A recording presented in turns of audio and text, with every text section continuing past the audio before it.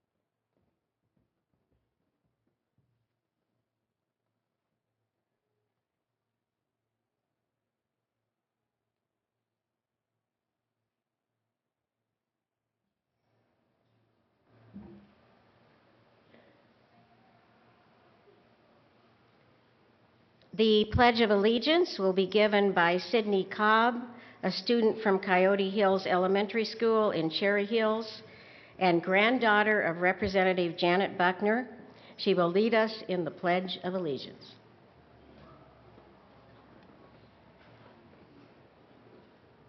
Please join me in the Pledge of Allegiance. I pledge allegiance to the flag of the United States of America and to the republic for which it stands, one nation, under God, indivisible, with liberty and justice for all.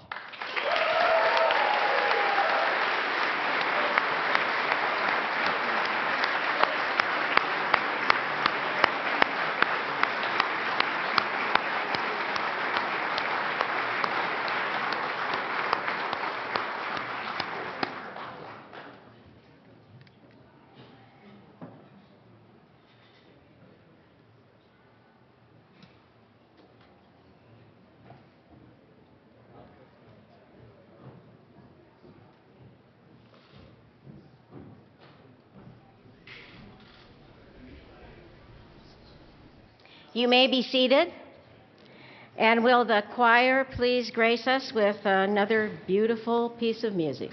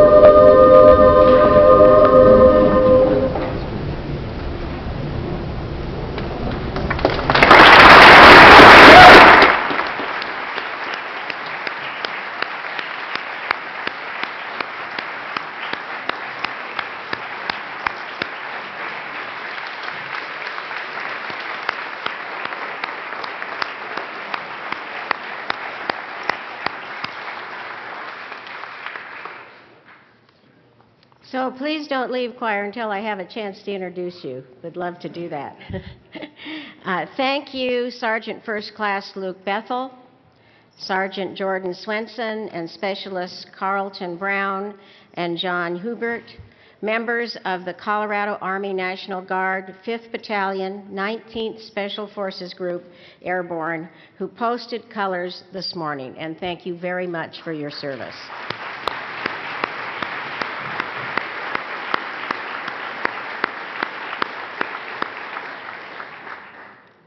And thank you to the amazing young Sidney Cobb for leading us in the Pledge of Allegiance.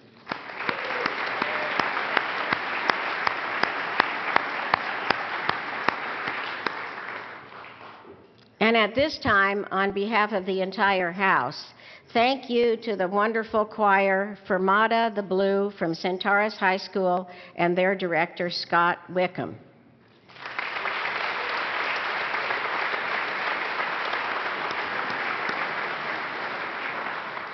Beautiful music, and we're truly grateful to have you in our chamber. So we now have some opening day business to conduct, and if there is no objection, Marilyn Edens will be appointed as Chief Clerk.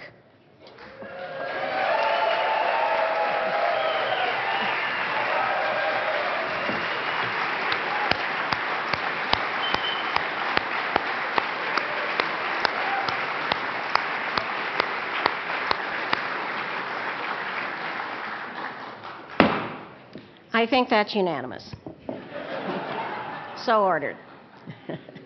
The Chief Clerk has received the communications from the Secretary of State concerning appointment to our two newest members, Representative Janet P. Buckner to fill the vacancy in House District 40 created by the death of our beloved Representative John Buckner.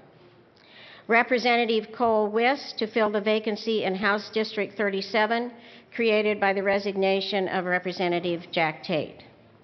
If there is no objection, the documents will not be read at length as they will be printed in the journal. So ordered.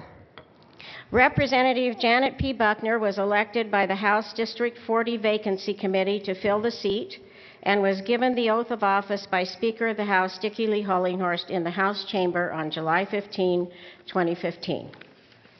Representative Cole Wiss was elected by the House District 37 Vacancy Committee to fill the seat and was given the oath of office by Speaker of the House Dickie Lee Hollinghorst in the House chamber on January 12, 2016. Representative Buckner's and Representative Wiss' names have been added to the roll call of the House. Mr. Kohler, please call the roll. Representatives Arndt. Becker J. Becker K. Brown. Buck. Buckner. Carver. Conti. Coram. Court. Danielson. Del Grosso. Dorr. Duran. Esgar. Everett. Fields. Foote. Garnett. Janal. Hamner. Humphrey. Joshi. Kagan. Kaiser. Klingenschmidt. Krafttharp. Landgraf. Lawrence. Lebsock. Lee. Lontine. Lundeen. McCann. Melton. Mitch Bush. Moreno. Navarro. Neville. Nordberg. Pabon. Pedersen. Primavera. Priola. Rankin. Ransom. Rosenthal. Rupe. Ryden. Sane. Salazar. Sias. Singer. Thurlow. Tyler.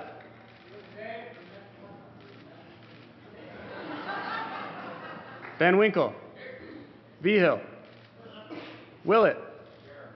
Williams. Wilson. Windholz. Winter. Wist. Young. Madam Speaker. Here.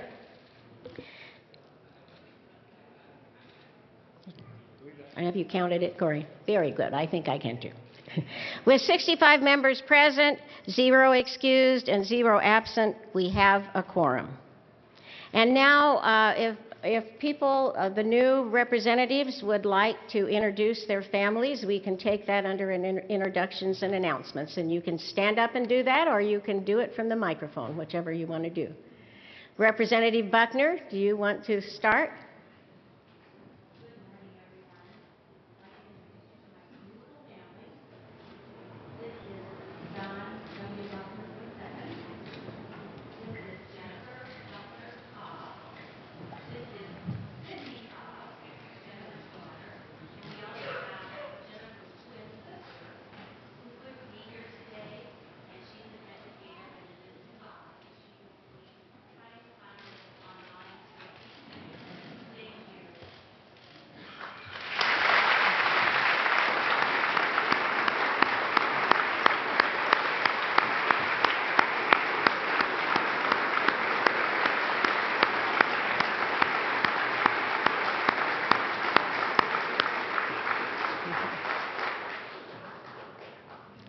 Representative List.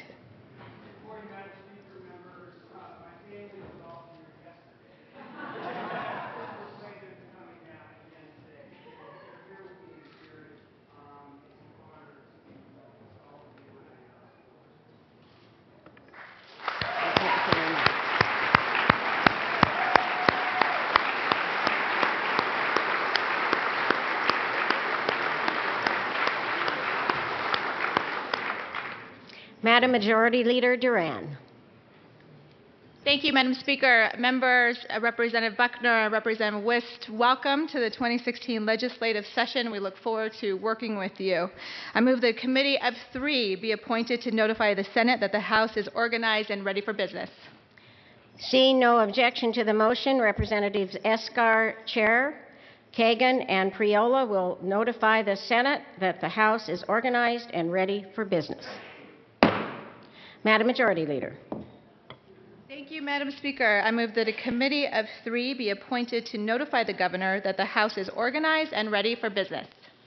Seeing no objection to the motion, Representatives Lee, Chair, Pedersen, and Sias will notify the governor that the House is organized and ready for business. Now the House will stand in recess until the House committees return. Please go do your work, folks.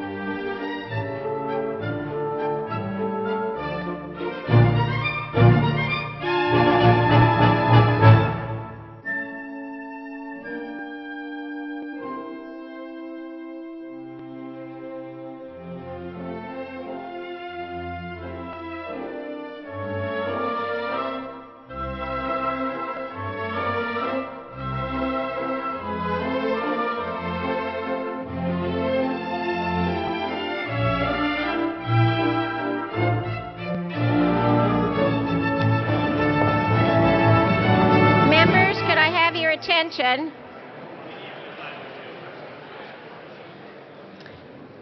We will remain in recess while we recognize the senators from the Senate who have a message for us. Senators Lundberg, Tate, and Hodge. Please approach the podium.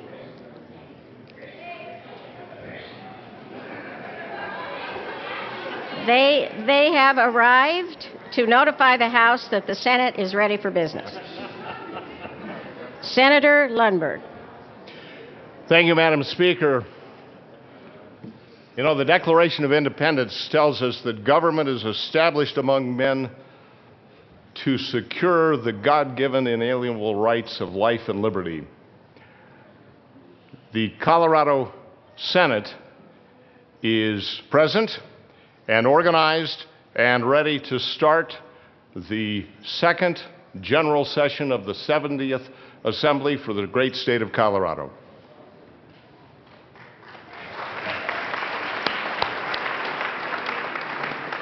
Senator Hodge.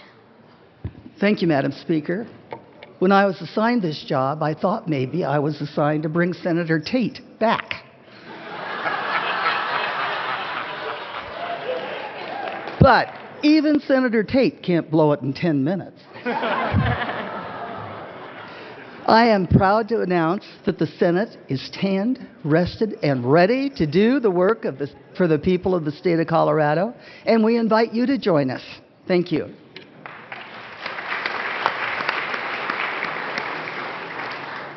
Well, I'd like to say Representative Tate, but I guess I've got to say Senator Tate. Thank you, Madam Speaker. Thank you, members. I would refer you, honorable members, to the comments made some moments ago. We are ready for business, and I'm going to miss all of you. Hopefully, my relationships with you will continue unhindered. I will not be able to sponsor all of your bills, however. We are ready and open for business in the Senate. Thank you.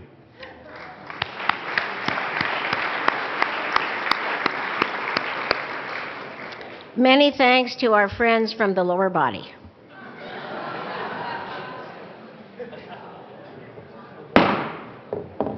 The House will come back to order, and I don't believe we have the committee from the governor yet, do we? So we will, are they here? Is Representative Escar here? No. So we will take the committee that is for representing the House, for moving to the Senate, right? You were to the Senate, right? Representative Lee.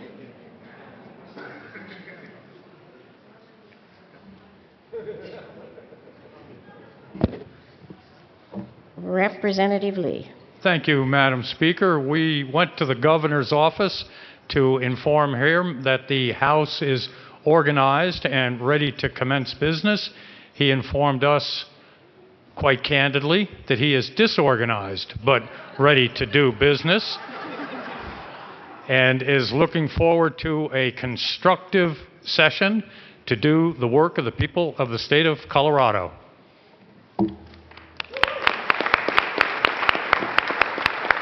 Representative Pedersen or Representative Sias. Thank you, Madam Speaker. He already took my joke, so I think that's all we have to say. Representative Sias. Any further reporting from the governor? No further reporting, ma'am. Thank you very much.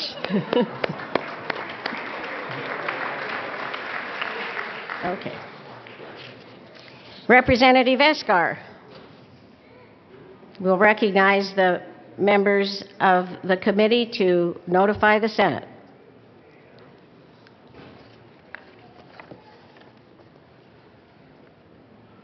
Representative Escar. Thank you, Madam Chair. Members, we went over there and made sure to let them know that we were ready and organized and ready to do our business, and that we were over there before they were here. So once again, we're a step ahead of the game. So we wanted to make sure you all are ready to work hard and prove to them that we are the best chamber. Thank you. Representative Kagan. Thank you, Madam Speaker. Members, my fears going from the House to the Senate were not realized. I am pleased to say I was not declared dead on arrival, and I was not sent to be killed by members of the Senate State Affairs Committee. In fact, I have returned safely and have delivered to them the message that we are ready for business, and I was welcomed warmly, and I'm pleased about that. Representative Priola. Thank you, Madam Speaker. Yes, members, we went over to the Senate and told them we are ready for business, as usual, ahead of schedule, their schedule, but also was able to give them a little bit of familial news in that Senator Neville should be expecting a baby girl granddaughter, so that was exciting as well.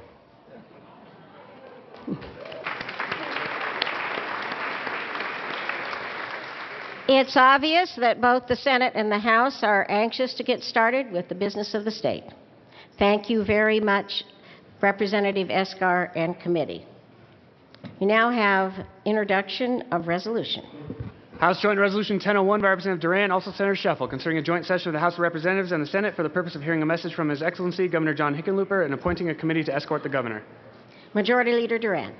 Thank you, Madam Speaker. I move that the rules be suspended and HJR 16-1001 be given immediate consideration. The motion is to suspend the rules for immediate consideration of HJR 16-1001. If there is no objection, we will proceed with a voice vote on this motion and on the following motion. All those in favor say aye. Aye. Opposed say no. Motion passes. Madam Majority Leader. Thank you, Madam Speaker. I move that HJR 16-1001 be adopted. This is a resolution that sets the date and time of the joint session for the Governor's State of the State Address. The motion is for the adoption of HJR 1001. All those in favor say aye. Aye. All those opposed say no. Resolution is adopted.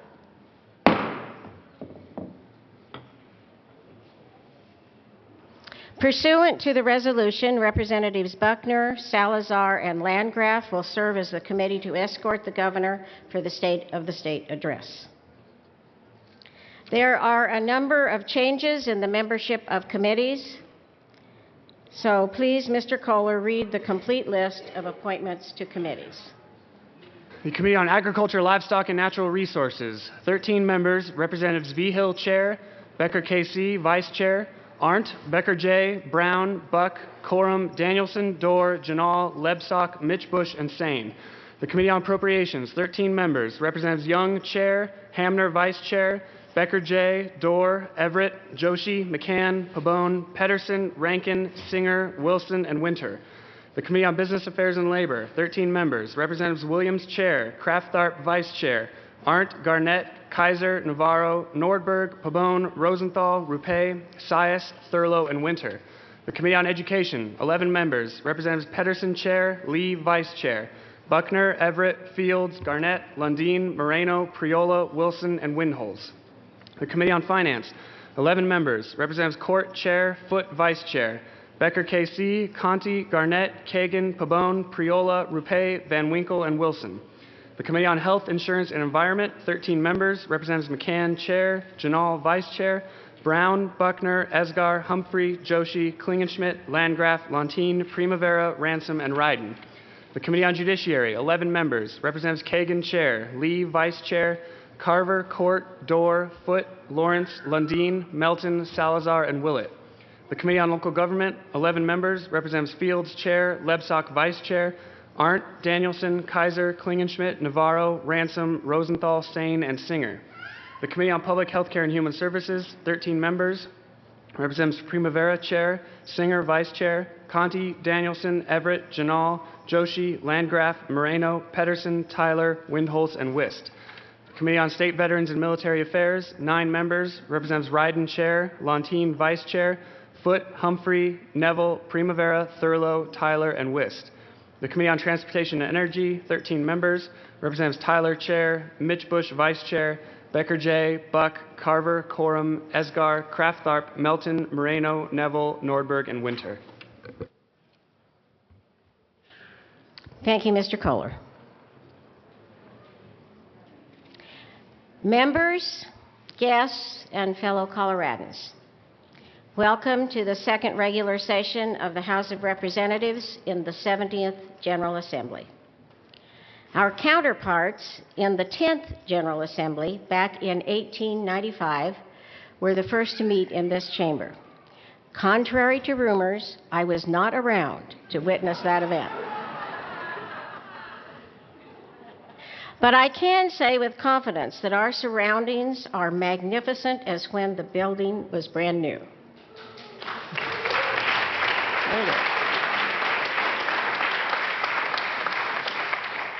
A 3 restoration of the House chamber is now complete. Over the summer, the last of those hideous acoustical tiles from the 1950s was removed from the ceiling and the original hand-painted stenciling was restored. The raised part of the ceiling here in the middle was also uncovered, revealing our skylight for the first time in 6 decades. It's beautiful, isn't it? And just last week, the chandelier was rehung in its original 1904 position after long months of work that restored its original luster. And it is original. That's the way it looked. For getting the House Chamber Restoration Project rolling and sustaining it over the years, our thanks to my many predecessors, and 2 of them that are with us today, Speaker Frank McNulty and Speaker Mark Ferrandino. Thank you for all your work on this.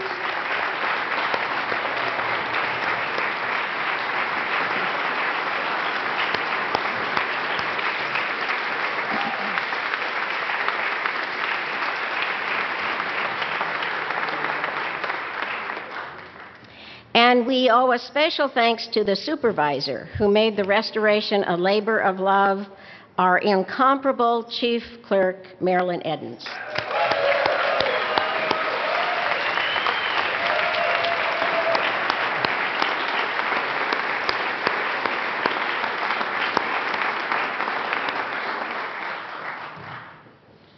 We have a long list of distinguished guests with us today.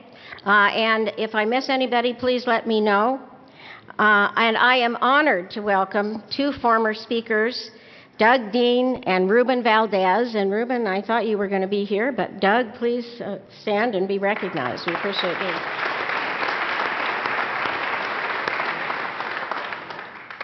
Former Majority Leader Alice Madden, thank you for being here.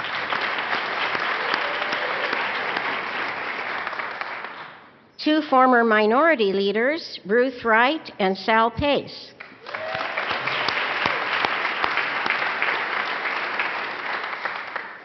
Former representatives Polly Baca, Dennis Gallagher, Deb Gardner, Janice May, Karen Middleton, Dorothy Rupert, Todd Solomon, and Sue Schaefer. Please be recognized. Oh, and Ann McGeehan. I am so sorry. Ann McGeehan also. And former State Senator Jana Mendez. Along with Dennis, but we won't bring that up. And we have the Chief Judge of the 10th Judicial District, Dennis Mays, with us. I know he's going to be here later. I don't see him. Thank him for attending. And we have Boulder County Commissioners Cindy Domenico and Elise Jones, along with Deb Gardner.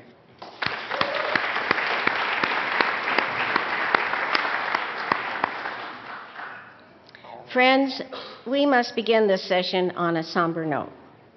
As you know, not long after the 2015 session, Representative John W. Buckner passed away. John was a man of powerful intellect and great integrity. He didn't speak from the well very often, but when he did, all the side conversations in this chamber came to a halt. We leaned in and listened because we knew we were hearing the voice of wisdom. John Buckner made this house a better place. As we reflect on his life and legacy, I ask that we observe a moment of silence.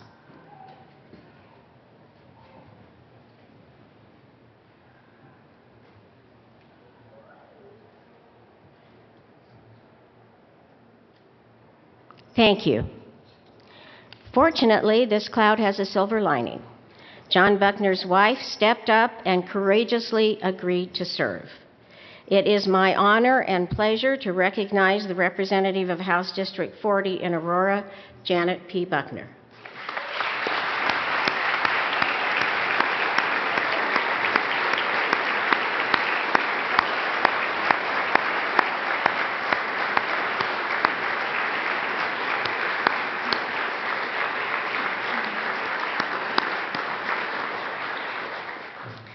It is also my honor to introduce the newest member of this body, sworn in only yesterday, the first one to be sworn in this magnificent new setting. From House District 37 in Centennial, Representative Cole Wist. Congratulations.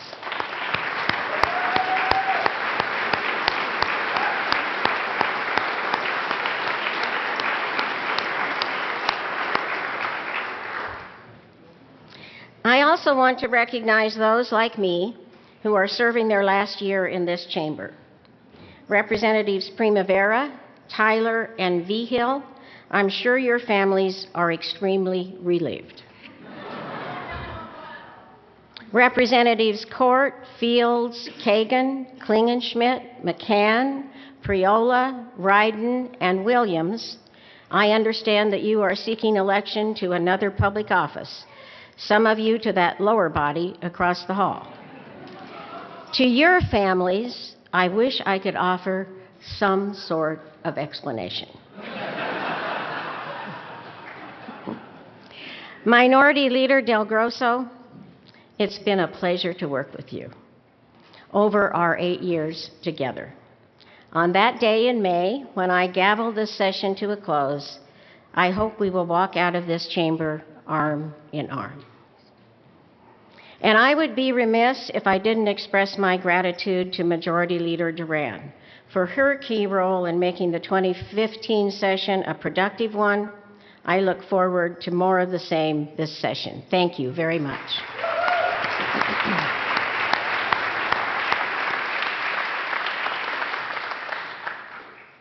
Members, in everything we do this session, in every vote we cast, we must remain committed to sustaining our Colorado way of life, protecting it where it's threatened, and elevating it where it can be improved. We are blessed with spectacular mountains and majestic plains, and we will fight to protect our air and water for future generations. But our Colorado way of life is more than a gorgeous natural environment. So, what are we talking about when we talk about the Colorado way of life? It's all the things that make us special, all the things that make us different. It's what made more than 100,000 people move here just last year. The new Coloradans have made us more diverse, and diversity is a source of our strength.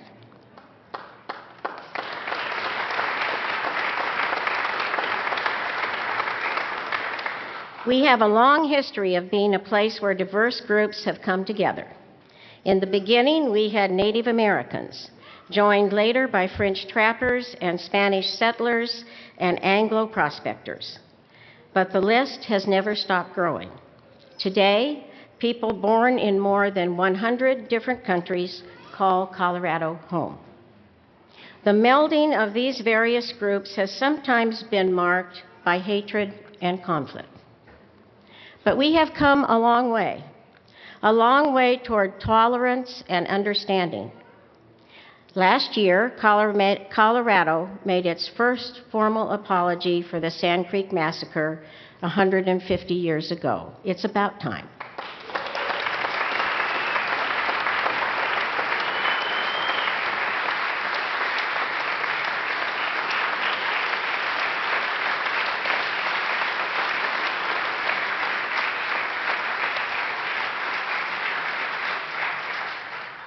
The state banned gay marriage in 2006. But by 2013, we had enacted civil unions, and now marriage equality is the law of the land. It's about time.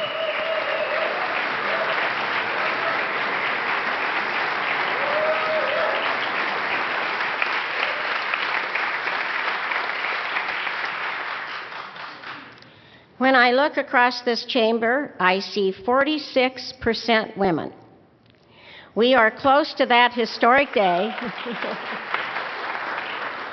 We are close to that historic day when women will be a majority in this body. It's about time.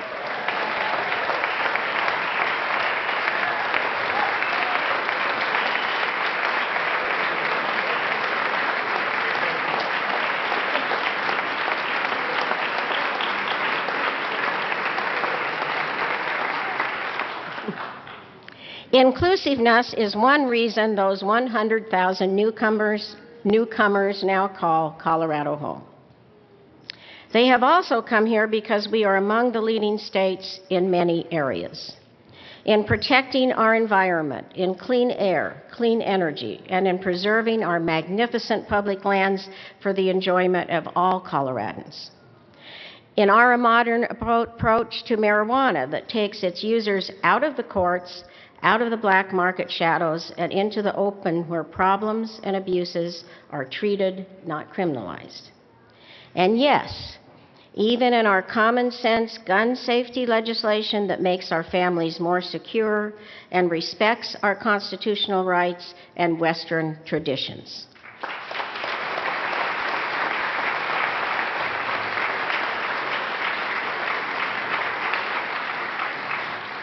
Last but not least, the new Coloradans have come here because we are a leading state in bouncing back from the Great Recession.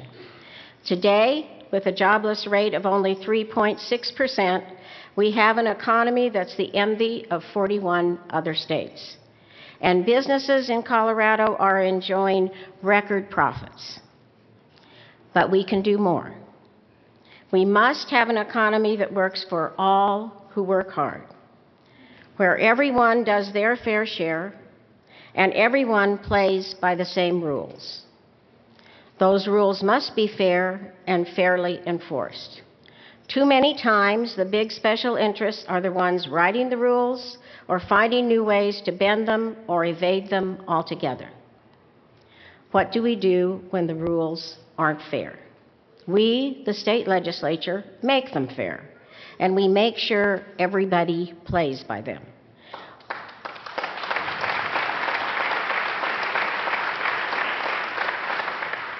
We level the playing field for hardworking Coloradans. No one who puts in an honest week's work should struggle to feed the family.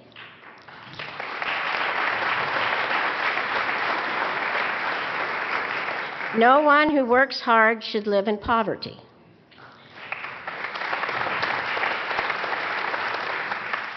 If you work hard, you deserve to take a vacation, save for retirement, and send your kids to college.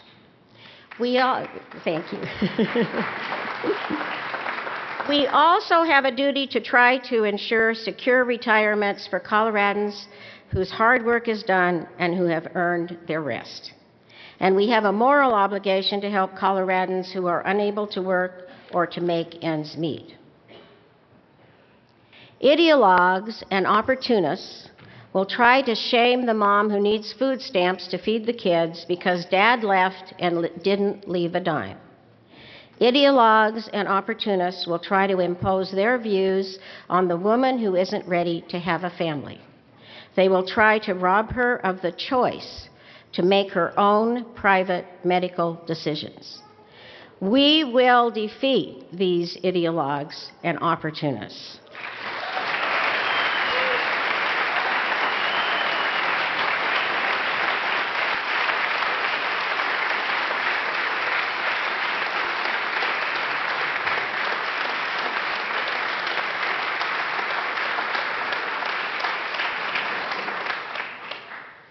We must ensure that the hardworking people of Colorado who are trying to provide for their families do not have the extra burden of supporting those who won't play by the same rules as the rest of us. Big corporations that can hire a legion of lobbyists and lawyers should not be able to buy success. One of the biggest steps this General Assembly can take to promote fairness in Colorado is to close the loophole that allows big special interests to hide their profits in offshore tax havens.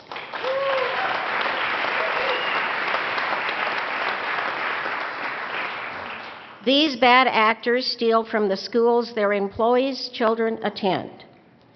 These bad actors withhold their fair share toward the upkeep of the roads they use, just like the rest of us. They leave the rest of us to pick up the tab. Last year, we sought to make the bad actors who are hiding their profits overseas stop dodging taxes and start paying their fair share. That would bring about $150 million back to Colorado, send it where it's needed most, our kids' classrooms. We will introduce a bill this session. Let's pass this bill.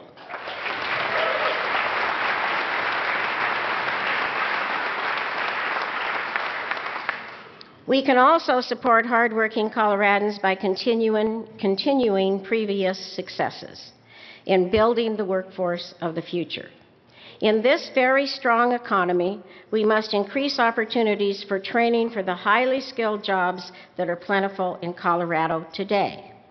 And not every career in our growing science, technology, engineering, and mathematics sector requires 4 years of college. This session, you will see a bill to help make our workforce the best possible match for the jobs our STEM industries are producing today. Let's pass this bill.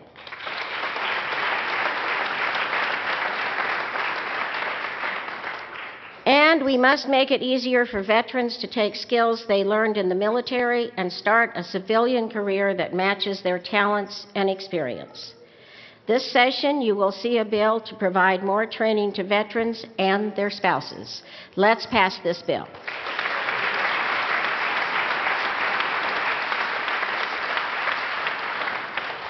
And we must rededicate ourselves to the goal of ensuring that women receive equal pay for equal work.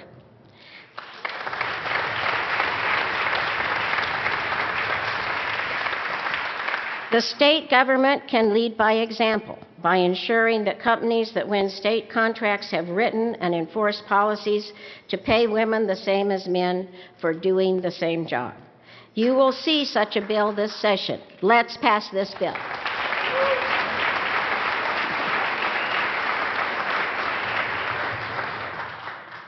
Last year, we became a national model for our work to ensure that our law enforcement agencies treat all Coloradans fairly and with equal respect for their rights. This season, you will see several more bills to prevent racial profiling and continue to rebuild trust between law enforcement and the communities they serve and protect. Let's pass these bills.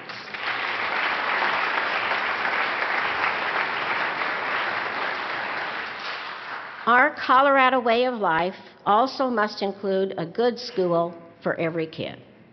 We must support preschool and K-12 education, which gives every child in Colorado a chance for a productive life. And when parents are more involved with their kids' lives, the outcomes are measurably better. You will see a bill to help improve those outcomes by taking the simple, common sense steps of ensuring that working parents can take unpaid time off to go to parent-teacher conferences and other essential school activities. Let's pass this bill.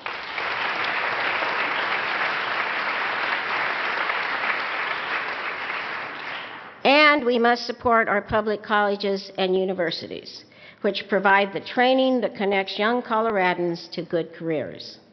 You will see a bill to cap student loan interest rates on our Colorado students so they can graduate from college without drowning in debt. Let's pass this bill.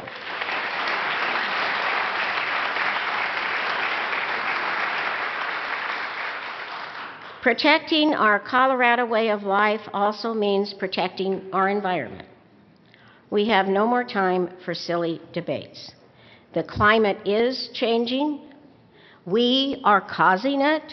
The consequences are alarming, and we had better make an effort to tread more lightly across this earth.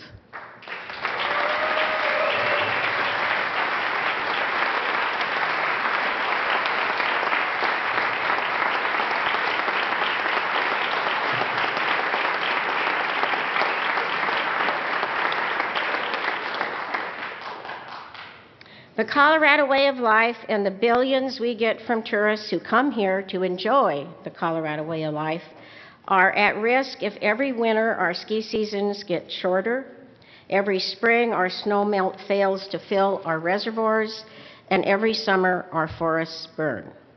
These are the impacts of climate change. For the first time, all nations of the world are committed to reducing our carbon footprint. Colorado must do its fair share as we have done so well in the past. We must continue to lead by example and do more to invest in renewable systems like solar and wind that provide energy at a competitive price while creating good, high-paying jobs and keeping our air and water clean. You will see a bill to include specific goals in our state's climate action plan to reduce our carbon footprint and help us bend the curve on climate change. Let's pass this bill.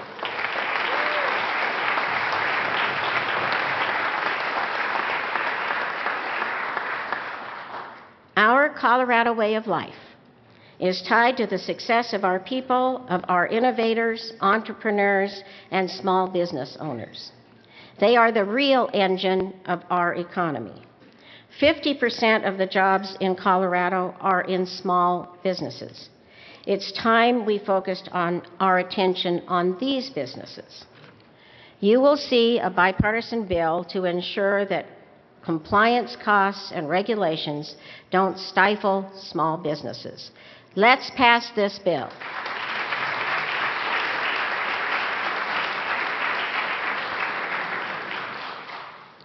We need a strong partnership with businesses of all sizes. Our state government must be involved with them in building a robust infrastructure, roads, bridges, public transportation, and telecommunications. Now, more than ever, it is critical to upgrade our transportation systems so goods and services, tourists, and regular Coloradans on their daily commutes can get where they're going without having to spend hours stuck in traffic. And we must help rural Colorado be a full partner in our economic recovery. In 2016, e-commerce and the transfer of all kinds of information and ideas should be as simple in Quebec and Del Norte as it is in downtown Denver. One of the best ways to support rural Colorado is to double our efforts to bring high-speed internet to all areas of the state in this session.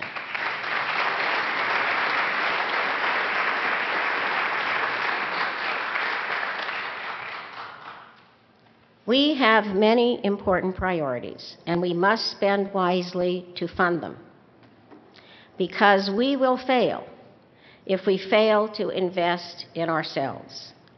Our economy will wither if employers stop hiring Coloradans because we lack the education and training that allow us to compete in high-quality jobs. Commerce will suffer if our roads are crumbling and overwhelmed by congestion. Our magnificent mountain vistas are worse than worthless if they are hidden under a blanket of smog. Members, it wasn't so long ago that Colorado and the rest of the nation were mired in the Great Recession. When the economy tanked, state revenues and reserves declined. The fact that we must balance our state budget every year meant that when there was less money to spend, we had to cut, even though it meant less money for some of our highest priorities. Though we won't claim victory until every family in Colorado feels it, our rebound from those dark days is real. The same economic realities that forced us to cut our budget in lean times should be blessing us today with the ability to invest for the long-term prosperity of our state. In fact, because of the Tabor Amendment to our state constitution and its provision that arbitrarily caps state revenues, we enter this legislative session staring at a state budget proposal that requires significant cuts in critical areas of our state spending. It is a budget that would not allow us to make any of the investments we need for our long-term prosperity. And this situation replicates itself and becomes even more dire in future state budgets.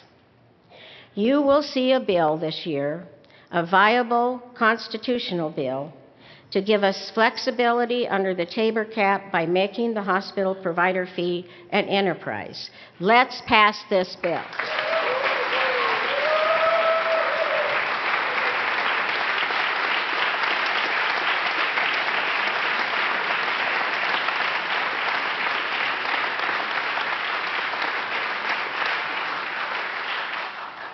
We should pass it while we try to reach agreement on a long-term budget solution that can be embraced by a majority of Colorado voters.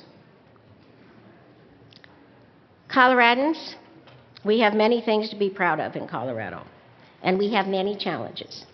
Solutions to these challenges won't be found overnight, but that's no reason to throw up our hands and quit trying. We have never let obstacles stand in our way. To get the gold they sought, the miners of the 19th century carved roads into impossibly steep mountainsides all across Colorado. To connect Denver with the Western Slope by rail, engineers nearly 100 years ago blasted and drilled through 6 miles of solid rock and called it the Moffett Tunnel. We have always been defined by our independent and enterprising spirit and our can-do attitude toward problem solving. Let us harness this spirit once again to build on our past successes and overcome the obstacles that remain. And let's start in this session of the Colorado General Assembly.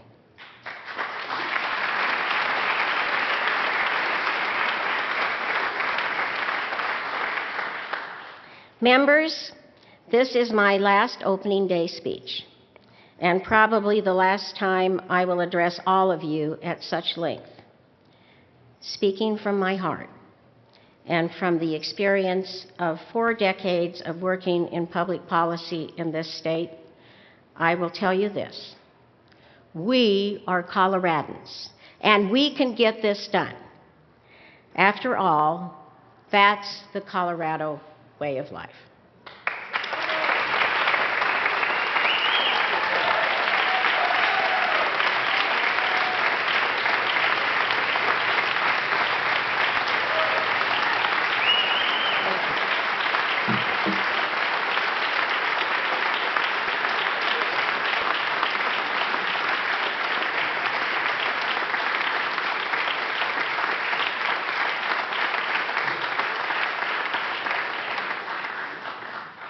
At this time, it's my honor to recognize Minority Leader Del Grosso for the purpose of addressing the House.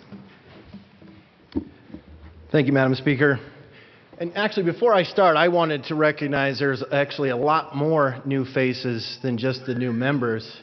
I noticed a lot of new little ones running around the chamber this year, and there was quite a few births that happened between the last session and today. And my son that's screaming over there, that was 2 years ago. So those of you that'll bring yours in 2 years from now, that's what you have to look forward to. So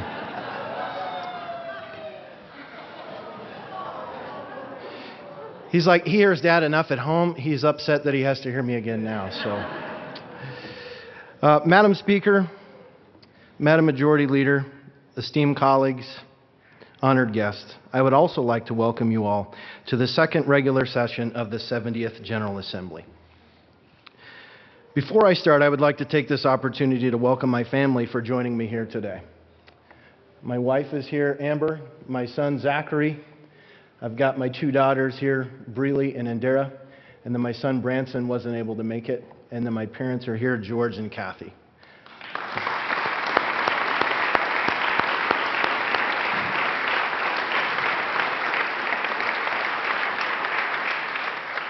Actually, I think my wife's here to actually make sure that I'm giving my last opening day speech, and it's really going to be my last year. So, first off, I would like to also welcome our newest member, Representative Cole Wist. Welcome to the General Assembly, and I sure hope you know what you're in for. I look forward to working with you this session. And then I'd also like to welcome Representative Janet Buckner. My sincerest condolences for your loss. Your husband, John, was a very honorable man and a very honorable public servant, and I'm grateful for the time that I was able to spend working with him in this chamber. I especially enjoyed our talks about basketball and other sports during our downtime, because contrary to what most people think, we don't talk about politics all the time here. Your husband will truly be missed.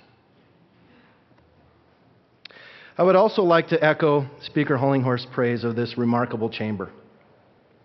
And, Madam Speaker, it wasn't me that started the rumor that you were here at the 10th General Assembly, so... And I'd also like to ask for one more round of applause for Marilyn, because she loves it so much, but the hard work that she did on this chamber deserves more.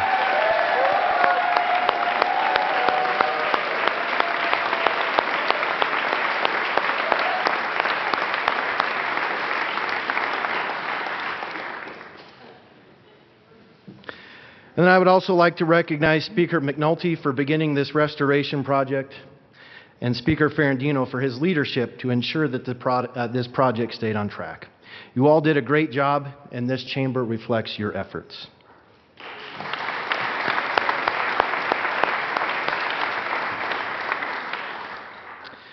Even with the later start this year, it's hard to believe that we're already back for another session.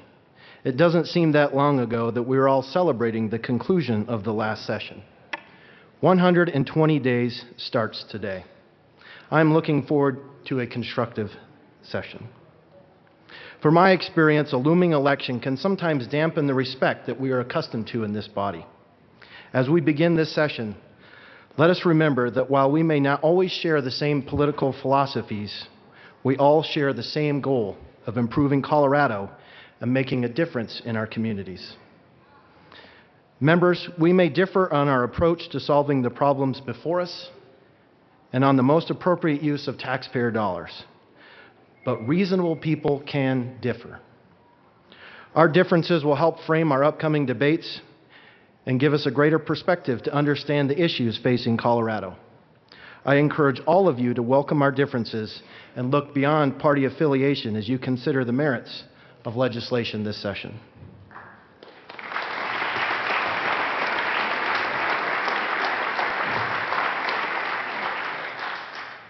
In the last two sessions, I have used this time to discuss many of the legislative priorities facing our state. Priorities that are simply not important to just one party, but to the people in the communities across Colorado.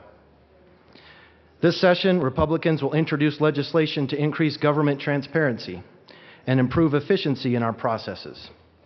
We will focus on education and removing unnecessary burdens on our small businesses. However, it is disappointing that we must revisit many of the same priorities discussed over the last 2 years.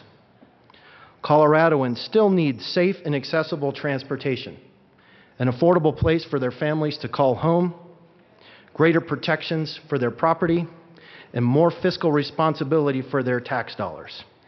These are priorities that we can no longer afford to ignore.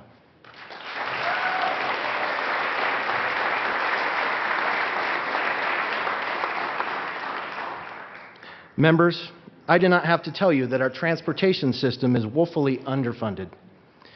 Today, everyone in this room navigated potholes, crossed bridges in various states of disrepair, and possibly spent more time in traffic than you wanted to. This problem doesn't just affect Republicans or Democrats, it affects everyone in Colorado and impacts not just safety, but our commerce and industry as well. The Colorado Department of Transportation has indicated it needs an additional $1 billion per year to meet Colorado's transportation needs. And there are studies that suggest if we continue to fund transportation at the level we are, we can expect an increase of more than 150% of travel times in the next 20 years. Members, the math is simple. If we don't prioritize more funding for transportation, Colorado transportation needs will continue to outpace the resources needed to address them. Nearly 10 years ago, our Department of Transportation completed a significant highway expansion by issuing bonds instead of asking voters for a tax increase. We tried a similar vehicle last session that would have directed more than $3 billion into our transportation system, money that would have gone to projects in nearly every county in the state. While this attempt last session was unsuccessful, this session Republicans will again try to jumpstart transportation construction, prioritizing the safety and health of our roadways.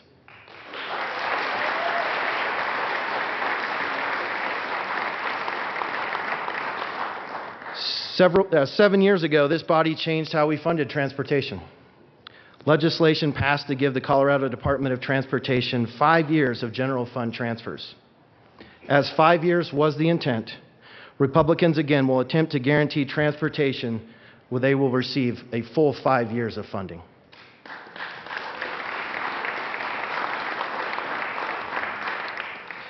Last session, we made great strides to reduce testing and give our state more control over our children's education. This session, Republicans again will prioritize education with an agenda that establishes more equitable funding for all public school students and, most importantly, directs more funding into the classroom. The governor has indicated that we may have to cut K-12 and higher education. But in tough times, we have to look for creative alternatives to cutting one of our most important investments, the investment in the leaders of tomorrow.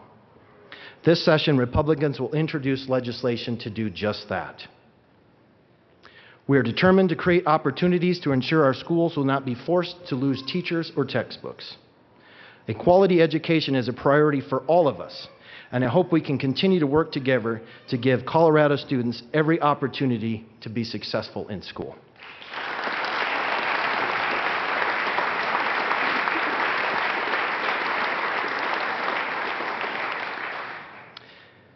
As I segue into our business and economic priorities, I want to share with you what I hear from business owners more than anything else.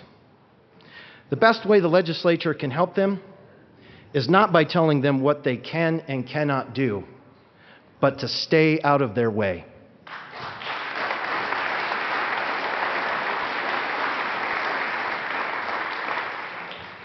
New regulations, even with the best of intentions, can take an enormous amount of time and resources to navigate, time that ultimately detracts from growth. This session, the Republican agenda will focus on removing burdens that hamper growth while also standing firm against more unnecessary regulations on Colorado businesses.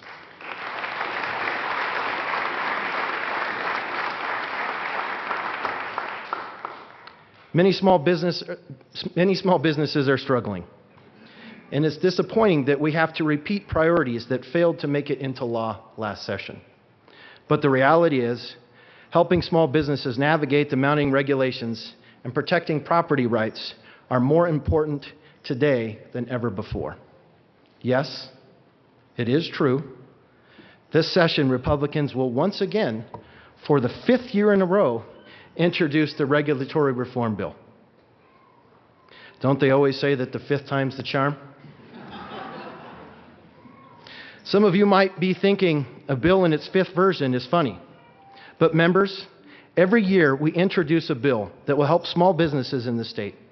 And I can tell you, for many small business owners who already sacrifice a great deal of time away from their family, wasting time sifting through more government paperwork is not funny. This bill has no fiscal impact. It's widely supported by industry and was unopposed by the departments. If you understand the contribution that small businesses make to Colorado, then show them your support, and let's finally pass this important legislation. Let's pass this bill.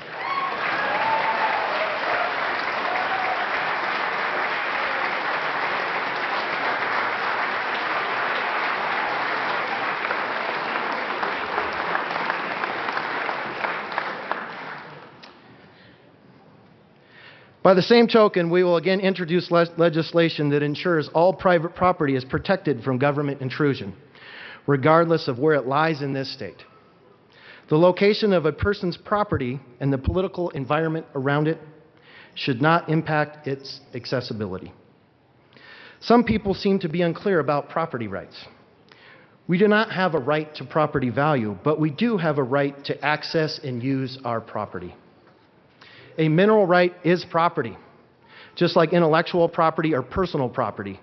And if any government entity elects to restrict access or enjoyment of that property, the owner should be duly compensated. Politics should never infringe on a person's constitutional rights. I hope the people in this room think carefully about the dangerous precedents that would set if we allow a government entity to deny access or use of a person's property without fair compensation. This type of action is unjust, and this session, Republicans will once again stand up for the rights of Coloradoans.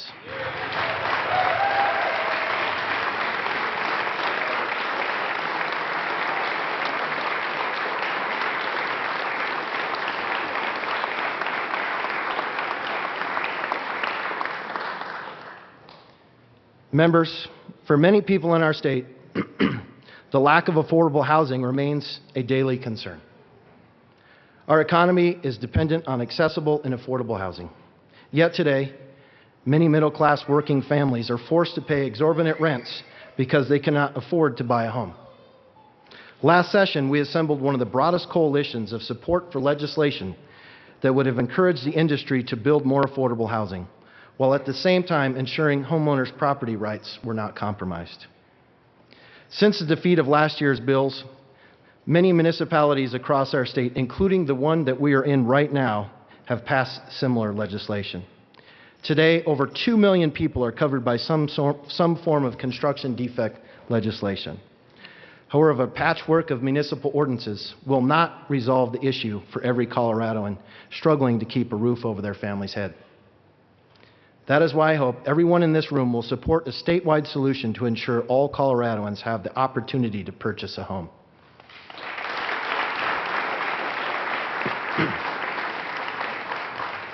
Members, we will not solve the affordable housing problem by throwing money at it.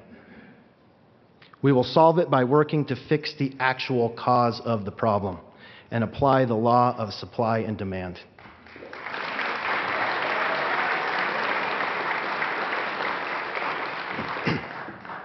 Finally, as we talk about prioritization, I believe that there is no greater priority than protecting the rule of law. Over the past year, we heard a lot of talk about reclassifying the hospital provider fee as an enterprise, a change that would effectively allow the state to retain revenue that would otherwise be refunded to taxpayers. While I agree that funding for education and transportation are critical to our state, but under no circumstances should that justify violating our state constitution.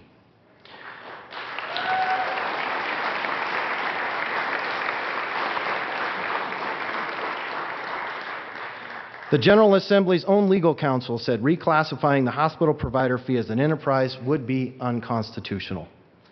Our Constitution guides us, it protects us, and in many ways our Constitution defines us. This session, as in every session, Republicans will categorically support Colorado's Constitution and will not compromise its integrity under any circumstance.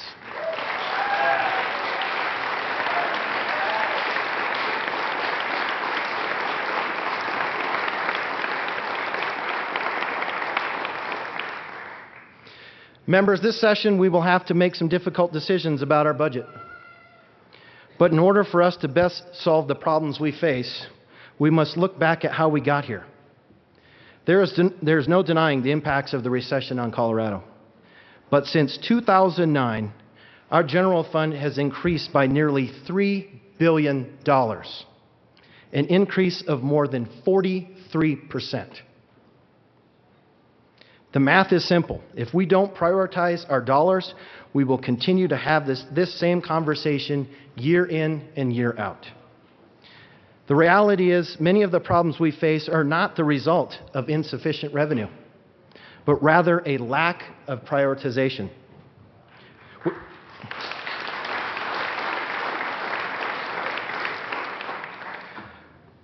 With nearly $3 billion, the General Assembly could have increased funding to transportation.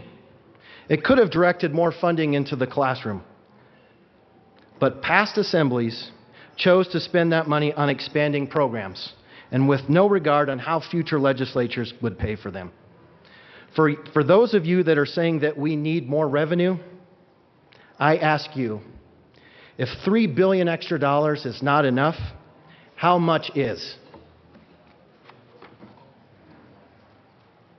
We may have to make cuts this year, And while some members in this room will look for ways to take more money out of the pockets of taxpayers, I say more revenue should come from economic growth, from industry expansion, and increased salaries throughout our state, not higher taxes.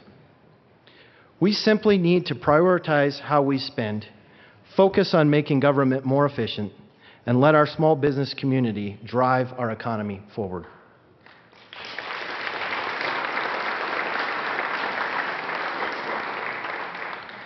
This session, I hope we can agree on solutions to many of the priorities facing our state and focus our efforts on existing obligations rather than creating new ones.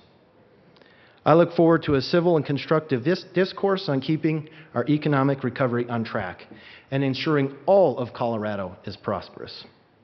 I have said this in the past, that the opportunity to listen to people and to learn all the different issues facing the state is the true spoils of this position. And that could be not more true today.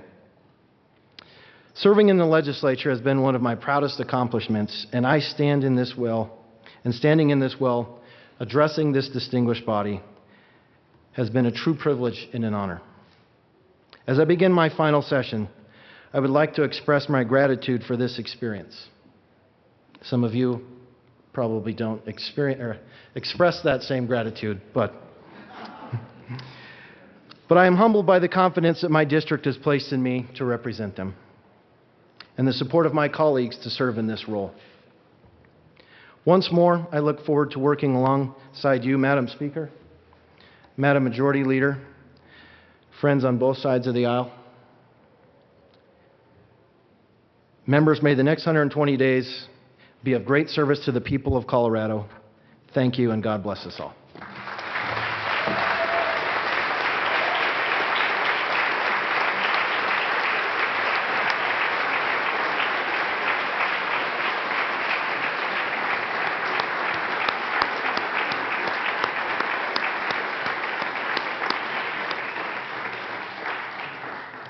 Thank you, Mr. Minority Leader. Representative Duran, Majority Leader. Thank you, Madam Speaker. I move the remarks of the Speaker and the Minority Leader be printed in the House Journal.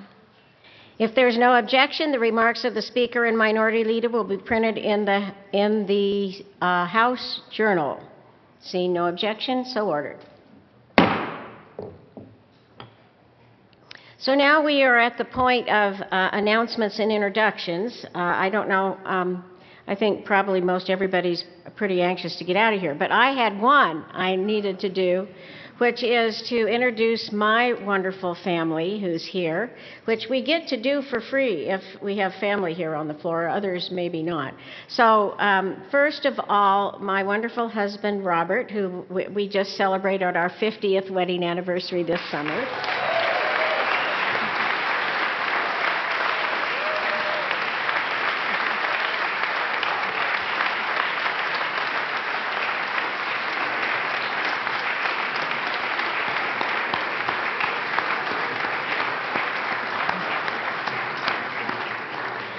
And my magnificent and wonderful daughter, Lara Lee, who is over here on the side. Please be recognized.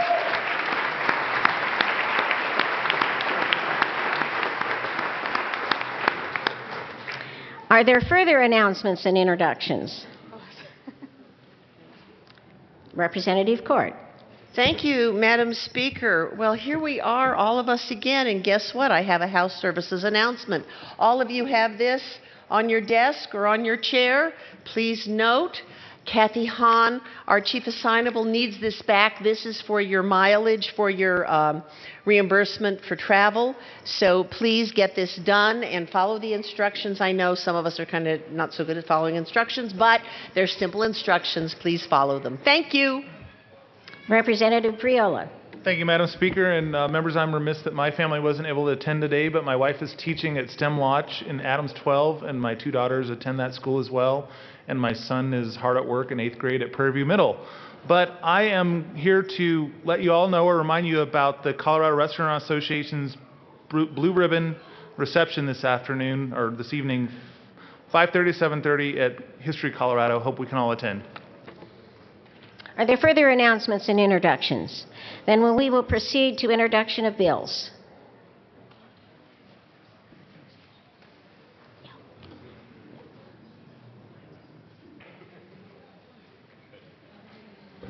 House Bill 1001 by Representatives Danielson and Buckner, concerning a requirement that business performing work for the state pursuant to state contract comply with equal pay standards.